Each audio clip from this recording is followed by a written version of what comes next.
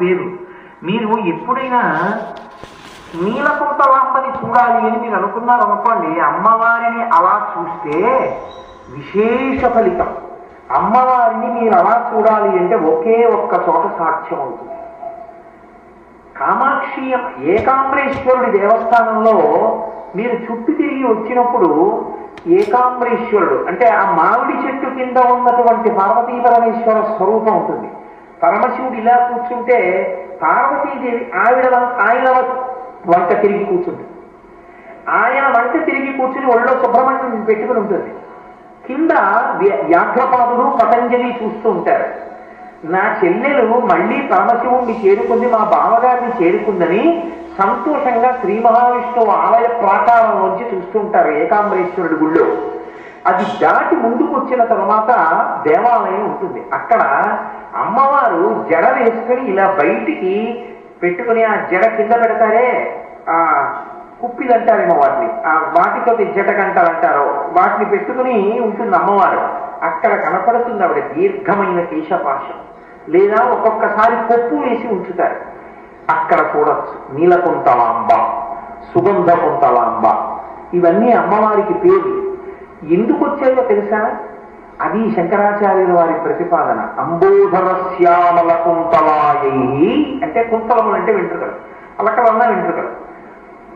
అంబోధర శ్యామల నల్ల కలువల ఖండం ఎలా ఉంటుందో అమ్మవారి జుట్టు అలా ఉంటుంది. నల్ల కలువలు ఒక కలువ పువ్వు తీసి చూడటం కాదు. నిన్న అమ్మవారి కన్నుల గురించి చెప్పేటప్పుడు విశాల నీలోత్పలలోచనాయై అన్నారే, అప్పుడు ఒక్క కలువ గురించి నేను మీతో మాట్లాడాను. అలా ఒక కలువ కాదు. మీకు నేను తేలిక ఉదాహరణ చెప్పాలి అంటే గుర్రపు డెక్క మొక్క అని కనపడుతుంటుంది మనకి కాలువల్లో. తూర్పు పశ్చిమ గోదావరి జిల్లాలో ఎక్కువ. ఆ కాలువల నిండా గుర్రపు డెక్క మొక్క పెరిగిపోయింది అనుకోండి, కింద నీళ్లు కనపడవు, పైన గుర్రపు డెక్క మొక్క ఒకటే కనపడుతుంది, అంతలా వ్యాపిస్తుంది. అలా మీరు ఒక సరోవరాన్ని ఊహించండి. ఆ సరోవరం నిండా నల్ల కలువలు ఉన్నాయనుకోండి, నీరు కనపట్టలేదు, సరోవరం నిండా నల్ల కలువలే. మీరు ఒడ్డును నిలబడి చూశారనుకోండి, ఒడ్డును నిలబడి చూస్తే ఒక ప్రయోజనం ఉంటుంది. అప్పై దీక్షితుల వారు దాన్ని నిర్ధారించారు.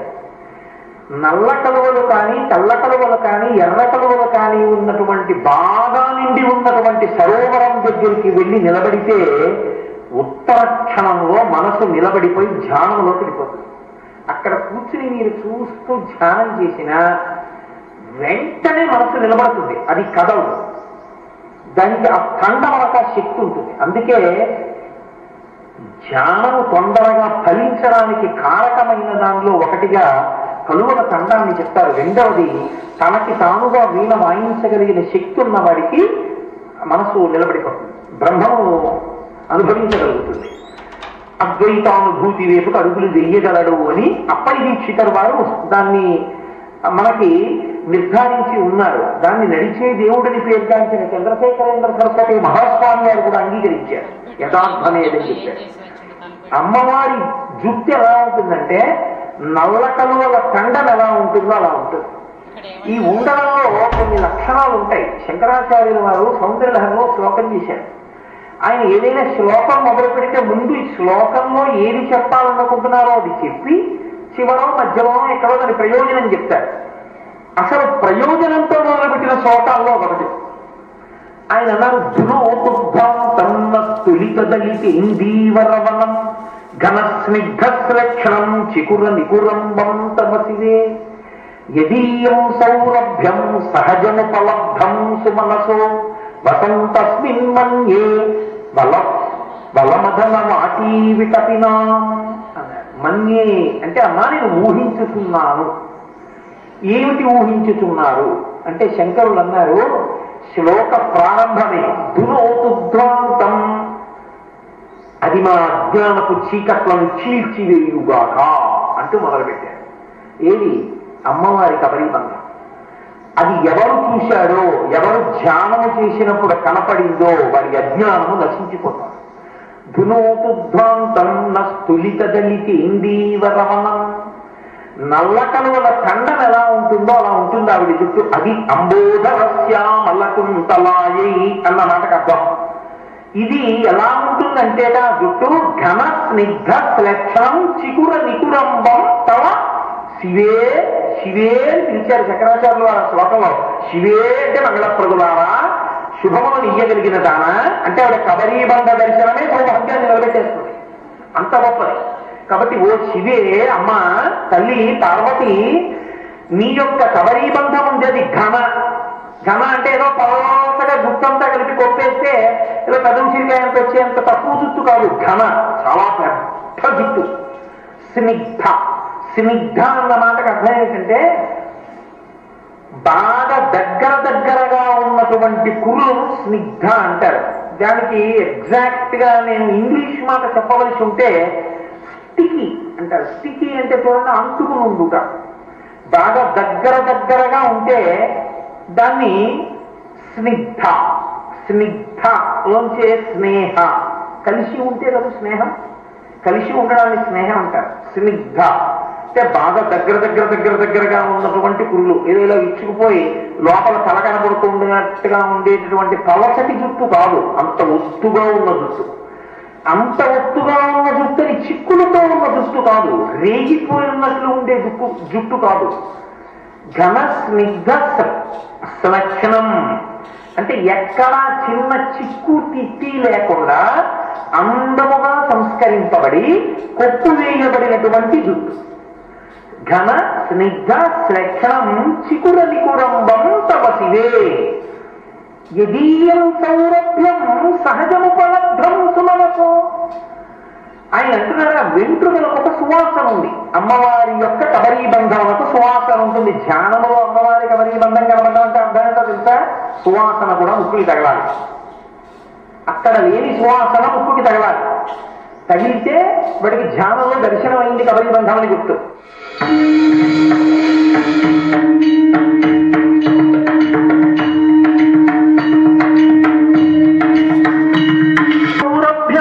సహజముపలబ్ధం ఎందుచేత అంటే సృష్టి జరిగినప్పుడు ప్రాణులు 4 రకాలుగా పుడతాయి. జరాయుజములు, అండజములు, స్వేదజములు, ఉద్భుజములు అంటారు. జరాయుజములు అంటే మావి చేత పుడతాయి, మనందరం పుట్టినట్టు. అండజములు అంటే గుడ్డులోంచి వస్తాయి, కోడి గుడ్డు పెట్టి కోడి పిల్లలు వచ్చినట్టు. ఉద్భుజములు అంటే భూమిని చీల్చుకుని పైకి వస్తాయి, చెట్లు మొదలైనవి. స్వేదజములు ఒకటి ఉంటాయి. స్వేదజములు అంటే చెమటలోంచి పుడతాయి. అంటే దుర్గంధ భూమిష్టంగా చెమట నిలబడిపోతే అందులోంచి పుట్టేటటువంటి అత్యంత హేయమైన క్రిములలో ఒకటి పేను. ఆ పేను ఎక్కడ పుడుతుందంటే తలలోనే పుడుతుంది. అది ఎవరి దగ్గర నుంచో వచ్చి కొత్తగా ఇక్కడేం సాధనం పెట్టదు. తల శుభ్రంగా ఉంచుకోకపోతే, ప్రత్యేకించి జుట్టుని శుభ్రంగా ఉంచుకోని వాళ్ళకి చెమట నిలబడిపోతే తల మీద ఆ చెమటలోంచి పుడుతుంది పేను. కాబట్టి వెంట్రుకలకు ఒక లక్షణం ఉంటుంది, అది దుర్వాసనని వెదజల్లుతాయి. ఆ వెంట్రుక కానీ ఎప్పుడు చెమటతోటి నూనె జిడ్డుతోటి కలిసి ఉండడం వల్ల అది అసహ్యకరమైన వాసన వస్తుంది వెంట్రుక. అటువంటి వెంట్రుకలు ఏవైతే ఉన్నాయో అవి లోకంలో ఉన్న వాళ్ళందరి వెంట్రుకలు దుర్వాసనలు వెదజల్లుతాయి. ఒక్క అమ్మవారి వెంట్రుకలు మాత్రం తమంత తాము సహజముపలబ్ధం సుమనసో. శంకరాచార్యుల వారు ఎంత జాగ్రత్త తీసుకున్నారో చూడండి. సహజ అంటే రోజు పువ్వులు పెట్టుకుంది కదండి, మందార పువ్వులు అవి, మరి అందుకని ఆ వాసన పట్టుకుందండి ఆవిడ జుట్టుకి, అందుకని వాసన వస్తోంది తప్ప అది వెంట్రుకల యొక్క సహజమైన వాసన కాదంటారేమో. కాదు, సహజముపలబ్ధం సుమనసో. అమ్మా అది నీ వెంట్రుకలకి సహజంగా ఉంటుంది ఆ సువాసన. ఇది చూసిట సుమనసో వసంతస్మిన్మన్యేవల మదనవాటి విటపినాం. ఇంద్రుని యొక్క స్వర్గలోకం దేవలోకంలో ఉండేటటువంటి దేవవృక్షములు మందారము, పారిజాతము, హరిచందనము, సంతానము, కల్పవృక్షము మొదలైన 5 చెట్లకి పూసిన పువ్వులు కూడా మనసులో అనుకుంటాయిట. అందరూ మమ్మల్ని పెట్టుకోవాలనుకుంటారు, మా సువాసన చూడాలనుకుంటారు. మాకు ఓ కోరికుంది, ఎప్పుడైనా మా పువ్వుల్లో ఒక పువ్వు పార్వతీదేవి పెట్టుకుంటే బాగుండు అనుకుంటాయి. ఎందుకు? ఆవిడ జుట్టు సువాసన మనం చూడాలని అవి అనుకుంటాయి. అమ్మా అంత గొప్ప కేశపాశం అమ్మా నీది అన్నారు శంకరాచార్య. దాన్నే ఇక్కడికి తీసుకొచ్చి అంబోధర శ్యామల కుంతలాయి, దాన్ని ముందుకు తీసుకెళ్లి చూపించినప్పుడు మందారమాల కలితాలకాయి అని 2 సార్లు మళ్ళీ ఆ మొట్టమొదటి ధమ్మిల్లకాయచ అన్న తర్వాత 2 మాటలు ప్రస్తావించారు. 5, 6 శ్లోకములయ్యండి. అయితే ఇలా ఉంటుందా అండి అంటే దాన్ని ఎందుకంత వర్ణన చేయవలసిన అవసరం వచ్చిందంటే, నేను మీతో మనవి చేశాను, ఒక్క కబరీబంధము ఎవ్వరికీ కనపడదు. కనపడని కబరీబంధము ఏదుందో అది కనపడిందా వాడి జన్మ సాఫల్యం. అది కనపడాలి అంటే ఎవరు అంతకముందు దర్శనం చేశారో వారే దాన్ని వర్ణించాలి. వర్ణించి లోకానికి ఉపకారం చెయ్యాలి. అప్పుడు మనసు పట్టుకోగలుగుతుంది, ఆలంబనం దొరుకుతుంది.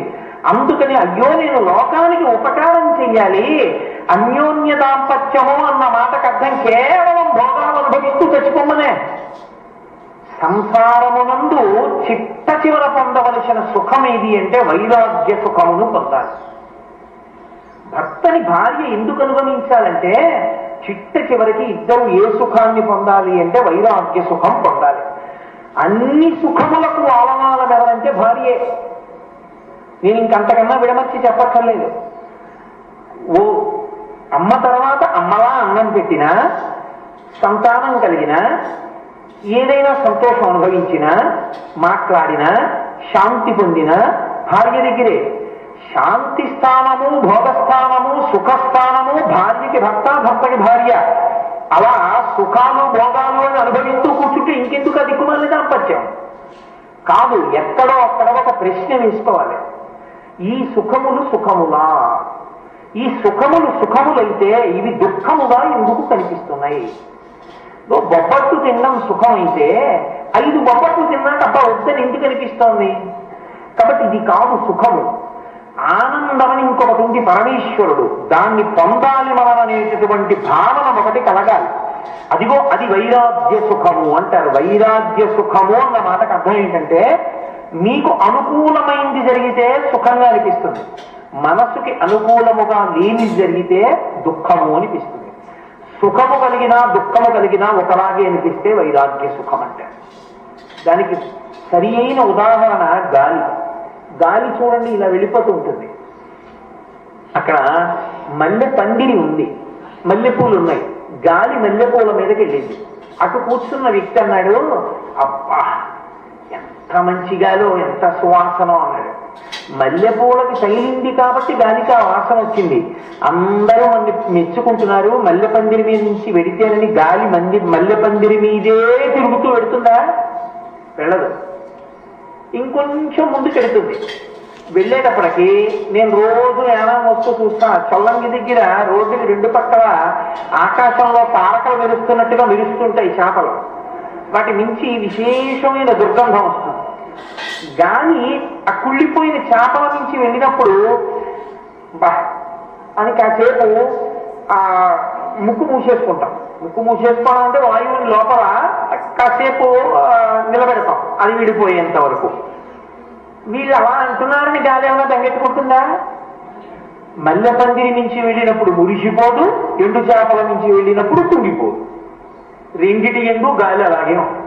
మీరు సుగంధమన్నా పొంగిపోదు, అది దుర్గంధమన్నా దానికి ఏమీ బాధలేదు. రెండిటి ఎందు సమానముగా ఉండేటటువంటి గాలి ఎటువంటిదో ఆ సుఖ దుఃఖముల ఎందు ఒకలాగే ఉండగలిగిన స్థితిని పొందినదేదో అది వైరాగ్య సుఖము. అప్పుడు మనసుకి అనుకూలత ప్రతికూలత 2 లేవు. అలాంటి వాడెవడో వాడు నాకు ఇష్టుడు అన్నాడు కృష్ణ పరమాత్మ. పుల్య నిందా స్తుతి మౌని సంతుష్టో ఏనకేనచిత్ తనికేత స్థిరమతి భక్తిమాన్మే ప్రియో నరః. వాడే నాకు ఇష్టమైన వాడు అన్నాడు. అది సాధించడానికి ప్రయత్నం చెయ్యాలి. క్రమక్రమంగా సాధన చేస్తూ ఆ వైరాగ్య సుఖమునందు నిలబడగలగాలి. ఆ వైరాగ్య సుఖమునందు నిలబడిన వాడికి జ్ఞానం అంకురిస్తుంది. అటు వేపుకి నడిపించగలిగినది కబరీబంధం. కాబట్టి శంకర భగవత్పాదులు దాని గురించి మనం ధ్యానం చెయ్యడానికి వీలుగా అంత గొప్పగా చెప్పకుండా ఎందుకుంటారు? అందుకు చెప్తున్నారు శంకరాచార్యుల వారు. అయితే అమ్మవారి కేశపాశానికి నిజంగా అలా సుగంధం ఉంటుందా అండి అంటే యథార్థముగా అటువంటి సుగంధం ఉంటుంది. నేను మీతో ఒక యథార్థాన్ని మనవి చెయ్యాలి అంటే అమ్మవారిని అద్భుతంగా అద్భుతంగా అంటే పరమభక్తితో ఆరాధించగలిగినటువంటి భక్తి తత్పరులు పూజ చేసేటటువంటి మందిరంలోకి మీరు ఎప్పుడైనా వెళ్ళి చూశారో లేదో నాకు తెలియదు. నేను మీకు ఒక ఉదాహరణ చెప్పాను గత ప్రసంగాల్లో ఒక పూజ గురించి. అటువంటి వారు పూజ చేసి బయటికి వచ్చేసిన మందిరంలో కేవలం ఒక అక్షతలు ఒకటే వాళ్ళు పూజలో వాడి బయటికి వెళ్ళిపోయినా మరునాడు పొద్దున్న పూజ గది తలుపులు తెరిచినా సరే మీరు ఆ సువాసనలకు అలా నిలబడిపోతారు. అటువంటి సువాసన వస్తాయి. అరణ్యంలో ఇష్టకామేశ్వరి అని ఉంటుంది. మీలో కొంతమంది చూసి ఉంటారు. ఇష్టకామేశ్వరి దర్శనం చేసి ఉంటారు. అమ్మవారి నుదురు దగ్గరికి వెళ్ళి ఇలా వేలితో ముట్టుకుంటే మెత్తగా అలా లోపలికి వెడుతుంది. మనిషి శరీరం ఎలా ఉంటుందో అలాగే వెడుతుంది. ఆవిడ ఇష్టకామేశ్వరి అలాగే ఉంటుంది. ఇష్టకామేశ్వరి మూర్తి మీకు ఇంకెక్కడా కనపడదు. అసలు చేతిలో శివలింగం పట్టుకుని ఉంటుంది. అలాగే శ్రీశైలంలో అక్కమ్మ మహాదేవి దేవాలయము అని ఉంటుంది. చాలా జాగ్రత్తగా పాకుతూ పైకెక్కాలి. అక్కడికి వెళ్ళి నిలబడితే అటువంటి సుగంధపు వాసనలు ఎక్కడా ఉండవు అంటారు. అటువంటి సువాసనలు వెదజల్లుతూ ఉంటుంది.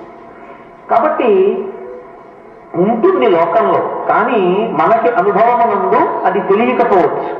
కాబట్టి అమ్మవారి జుట్టుకి సహజ సుగంధం, సహజముపలబ్ధం సుమనసో, తల్లి నీ యొక్క కేశపాశమునకు సహజమైన సుగంధమున్నది. శ్రీకాళహస్తి మాహాత్మ్యము అని దూర్జటి ప్రత్యేకంగా ఒక గ్రంథాన్ని చేశారు. అద్భుతమైన గ్రంథం. మహానుభావుడు ఎంత గొప్ప రచన చేశారు. అందులో ప్రత్యేకంగా ఒక ఆఖ్యానం ఉంది. ద్రవిడ దేశంలో అంటే తమిళనాడులో, ఇప్పుడంటే తమిళనాడు అంటున్నాం, మధురై అని ఒక రాజ్యం. అక్కడ మీనాక్షి అమ్మవారి కొలువై ఉంది. మీనాక్షి అమ్మవారు కొలువై ఉన్నటువంటి మధురై రాజ్యాన్ని పాండ్యరాజు పరిపాలిస్తున్నాడు. పాండ్యరాజు పరిపాలించేటటువంటి కాలంలో అక్కడ ఒక విచిత్రం జరిగింది. అగస్త్య మహర్షి వచ్చారు. ఆయనే ద్రవిడ భాషకంతటికీ కూడా ఆధారమైన వారు ఆయనే. అటువంటి అగస్త్య మహర్షి అక్కడికి వచ్చి ఒక శంఖ పలకాన్ని ఒకదాన్ని తయారు చేశారు. ఆయన తపశ్శక్తితో తయారు చేసి పాండ్యరాజుకు బహూకరించారు. ఆయన ఇచ్చి ఒక మాట చెప్పారు, ఈ శంఖ పలకమునకు ఉన్నటువంటి గొప్పతనం ఏమిటో తెలుసా? సరస్వతీ సమానుడైనటువంటి కవి, తన కవిత్వమునకు ప్రయోజనము లోకమునకు ఇవ్వగలిగినటువంటి కవి దీని మీద కూర్చోవడానికి అర్హత పొందుతాడు. ఒకవేళ ఒకరికన్నా ఎక్కువ ఉంటే అలాంటి వాళ్ళు ఎంతమంది అయినా సరే ఈ ఫలకం పెరిగి కూర్చోబెట్టుకుంటుంది. ఒకవేళ 10 మంది ఉంటే 10 మందిని కూర్చోబెట్టుకుంటుంది.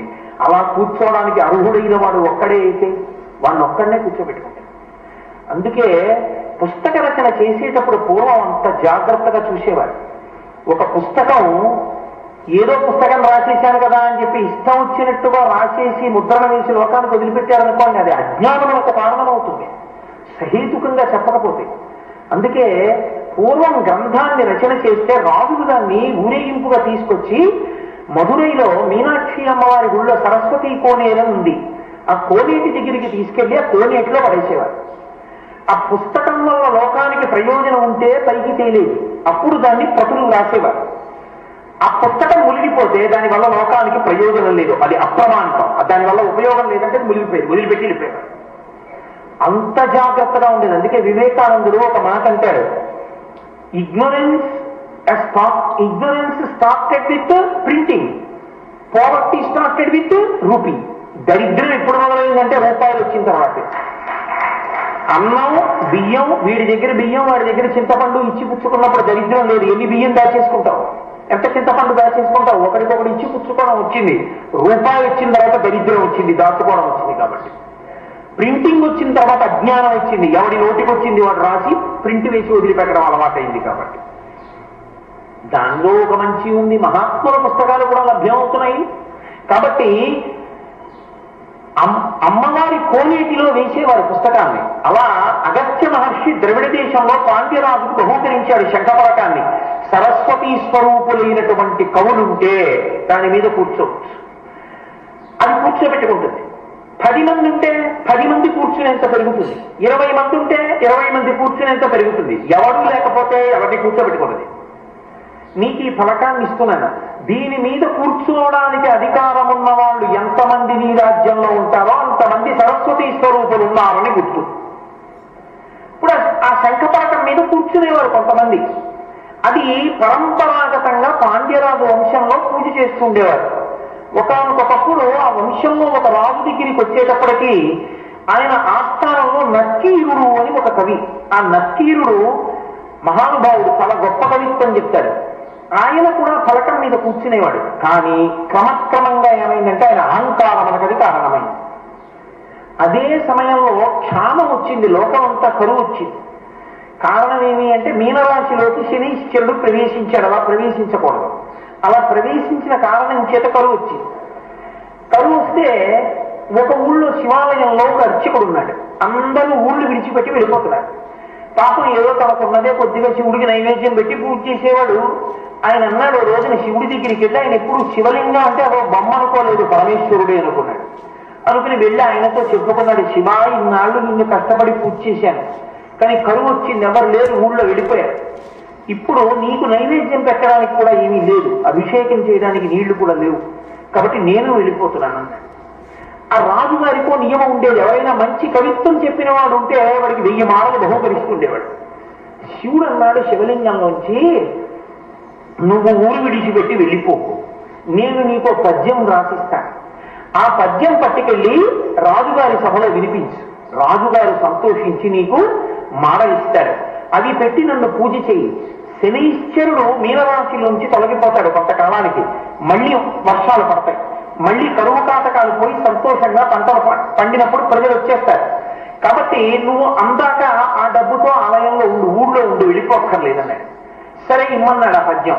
శివలింగంలోంచి పరమేశ్వరుడు ఇచ్చాడు. అది పట్టుకుని వెళ్ళాడు ఆయన. పాపం ఆయనకేం తెలుసు, కవిత్వం వచ్చా ఏమొచ్చు, శివుడు ఇచ్చాడు, నమ్మాడు, వెళ్ళాడు. నత్తీరుడు కూర్చుని ఉన్నాడు అక్కడ శంఖపలకం మీద, రాజుగారు కూర్చుని ఉన్నాడు సింహాసనం మీద. అయ్యా నేను కవిత్వం తీసుకొచ్చాను, పద్యం చదువుతాను అన్నాడు. ఏది చదువు అన్నాడు. ఆయన అన్నాడు, సింధుర రాజగమన ధమ్మిల్ల బంధంబు సహజ సుగంధంబు అన్నాడు. అది పరమశివుడు రాశాడు, ఈయన రాయలేదు. సింధుర రాజగమన ధమ్మిల్ల బంధంబు. సింధుర రాజు అంటే ఏనుగులకి రాజు. నేను మీతో మనవి చేశా కదా, అందమైన నడకకి ఏనుగుని పోలుస్తారు అని. ఆ ఏనుగుల అందంగా నడిచేటటువంటి పర్వతరాజపుత్రి అయిన పార్వతీదేవి యొక్క తల వెంట్రుకలకు సహజమైన సువాసన ఉన్నది అని పద్యం. అది సింధుర రాజగమనాథమ్మిల్ల బంధంబు సహజ సుగంధంబు అని రాశాడు. రాస్తే రాజుగారు చూసి సంతోషించాడు. నత్తీరుడు లేచి అన్నాడు, మళ్ళీ చెప్పా పద్యం అన్నాడు. పాపం ఆయనకి ఏం తెలుసు, గుళ్ళో వచ్చేప్పుడు మళ్ళీ చదివాడు పద్యం. చదివితే ఆయన అన్నాడు, తప్పిది చెప్పరా, కవితా సమయంబున ఒప్పుకా, నువ్వు పగిది రచయింపవచ్చునే అన విప్రుడు తెల్లబోయి, ఆ పరమేశ్వరుడు ఈ వసుధాదిపుపై రచయించి ఇచ్చే కాని ఏ ఒప్పును తప్పు నేనెరుగా ఓ ఉత్తములారా అనంతు వెళ్ళడం. అతను పాపం అన్నాడు, అయ్యో నాకేం తెలుసండి, నేను రాసుకురాలేదు ఈ కవిత్వం, మీరేమో ఇది తప్పు అంటున్నారు. తప్పిది ఒప్పు కాదు, కవితా సమయంబున ఒప్పు కాదు. ఈ పగిది పద్యంబు రచయింపవచ్చునే, తప్పు ఇలా రాయిచ్చా. కవితా సమయం అని ఒక లక్షణం ఉంటుంది. ఏది యథార్థమో అదే రాయాలి, లోకానికి ఏది అందుబాటులో ఉంటుందో అది రాయాలి. అంతేకాని ఎక్కడో పార్వతీదేవి వెంట్రుకలకి సువాసన ఉంటే నువ్వు చూసొచ్చావా, ఎలా రాసావు? కాబట్టి నేను ఒప్పుకోను ఈ పద్యాన్ని, తప్పు, ఇంకెప్పుడు ఇలాంటి పద్యాలు సభల్లోకి వచ్చి చెప్పకు అన్నాడు నత్తీరుడు. రాజు ఊరుకున్నాడు. పాపం తను చిన్నబుచ్చుకున్నాడు. వాదించడానికి అసలు అతనికి కవిత్వం వస్తేగా, పరమేశ్వరుడు రాశాడని సంతోషంగా వచ్చేసాడు. అది పట్టుకుని చిన్నబోయి ఏడుస్తూ వెళ్ళిపోయాడు గుడికి. వెళ్ళిపోయి శివుడి దగ్గరికి వెళ్ళి అన్నాడు, నేను ఇంతకాలం నిన్ను ప్రార్థించాను, పూజ చేశాను, పోనీలే నువ్వు నాకేమి ఇవ్వకపోతే నాకేమో బాధ లేదు, తనకు రానిది తనకు వచ్చినట్లుగా నటించకూడదు అని నాకు ఇప్పుడు అర్థమైంది. నేను కవిని కాను, నువ్వు పద్యం రాసి సభలో అన్నావు, నేను చదివాను. కానీ నత్తీరుడు నిండు సభలో ఏమన్నాడో తెలుసా? తప్పిది ఒప్పు కాదు, కవితా సమయంబున నొప్పు కాదు, ఈ పగిదిను రచయింపవచ్చునే అని అడిగాను నన్ను. నేను చాలా చిన్న పుచ్చుకుని వచ్చేసాను. ఎందుకయ్యా నన్ను అవమానించావు, నేను వెళ్ళిపోతున్నాను అన్నాడు.